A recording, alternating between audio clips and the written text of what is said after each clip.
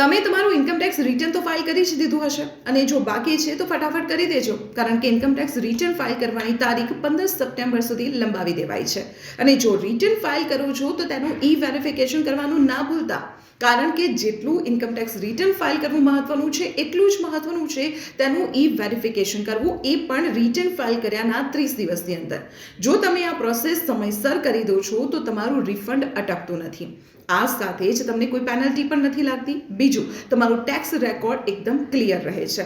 એટલે તમે જેવું ઇન્કમ ટેક્સ રિટર્ન ફાઇલ કરો છો તેની 30 દિવસની અંદર તમારે વેરિફિકેશન કરવાનું છે, અને જો આવું નહીં કરો તો તમારું income tax return filing invalid ગણવામાં આવશે અને ઘણી સમસ્યાઓનો સામનો તમારે કરવો પડી શકે છે, જેવું કે તમારું જે ઇન્કમ ટેક્સ રિટર્ન ફાઇલિંગ છે તેને અધૂરું માનવામાં આવશે, તમારું રિફંડ લેટ થઈ શકે છે અથવા તો રદ પણ થઈ શકે છે.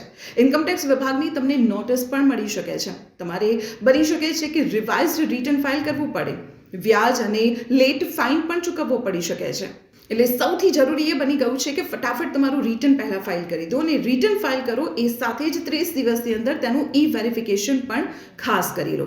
જો તમારે વેરિફિકેશન કરવું છે તો સૌથી પહેલાં તમારે ઇન્કમ ટેક્સ વિભાગની ઓફિશિયલ વેબસાઇટ પર જવું પડશે અને ત્યાં વેરીફાઈ રિટર્ન ઓપ્શન જોવા મળશે. તેના પર ક્લિક કરીને તમે તમારું રિટર્નનું વેરિફિકેશન કરી શકો છો.